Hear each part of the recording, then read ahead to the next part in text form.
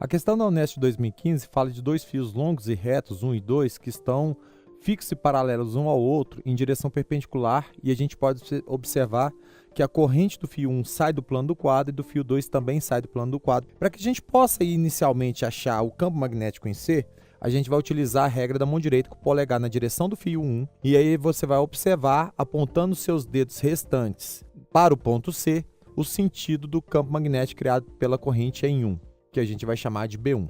Qual seria o valor de B1? A expressão para calcular o campo magnético de um fio longo e reto é dado pela permeabilidade magnética do meio, multiplicado pela corrente, no caso I1, dividido por 2π vezes a distância em questão, que seria o raio dessa circunferência. Se a gente tem, então, este triângulo como um triângulo retângulo, a gente percebe que os catetos é 30 e 40, logo, a hipotenusa vale 50 centímetros. Valendo 50 centímetros essa hipotenusa, a gente percebe, então, que o raio é metade do diâmetro. Portanto, o raio dessa circunferência vale 25 centímetros. Portanto, para que a gente possa achar o campo magnético B1, nós vamos substituir B1, a permeabilidade magnética do meio dado por 4π vezes 10 a menos 7 Tesla vezes metro por ampere, 4π vezes 10 a menos 7, que multiplica o valor da corrente I1, que é dado por 9 ampere, dividido por 2π e a distância de 25 centímetros, porém na unidade de sistema internacional, 0,25 metros. O resultado dessa conta em B1 vale 72 vezes 10 a menos 7 Tesla. Pela regra da mão direita também, com o polegar saindo do plano do quadro no fio 2 e apontando os dedos para o ponto C, os dedos restantes da mão, a gente percebe um vetor campo magnético neste sentido, que a gente vai chamar de B2. Como calcularíamos B2? Com a mesma fórmula. B2, portanto, será dado por permeabilidade magnética vezes a corrente 2, dividido por 2π vezes a distância, que a gente pode perceber que essa distância também é o raio da circunferência, que vale 25 centímetros.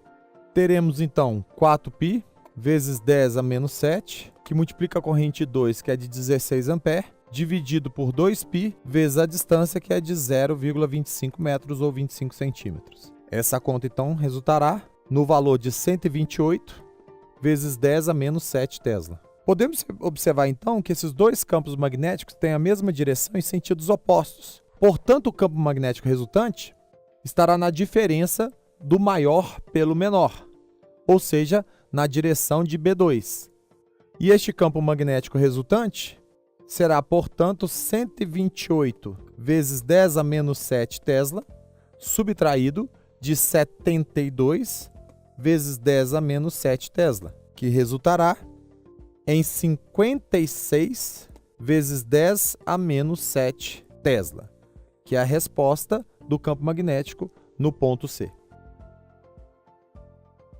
Determinando agora o campo magnético no ponto P, a gente percebe que o fio 1, pela regra da mão direita, com o polegar na direção da corrente do fio 1, saindo do plano do quadro e apontando para o ponto P, vai dar para a gente um campo magnético nessa direção, que a gente vai chamar de B1'. Quem seria o B1'? Ora, o B1' vai ser dado novamente pela expressão permeabilidade magnética vezes a corrente 1, dividido por 2π vezes essa distância de 30 centímetros, que eu vou chamar de D1. Neste caso, substituindo os valores, teremos 4π vezes 10 a menos 7, que multiplica o valor da corrente I1, que é de 9 ampere, dividido por 2π vezes a distância no sistema internacional, portanto, em metro, de 0,3, que resultará em 6 vezes 10 a menos 6 Tesla.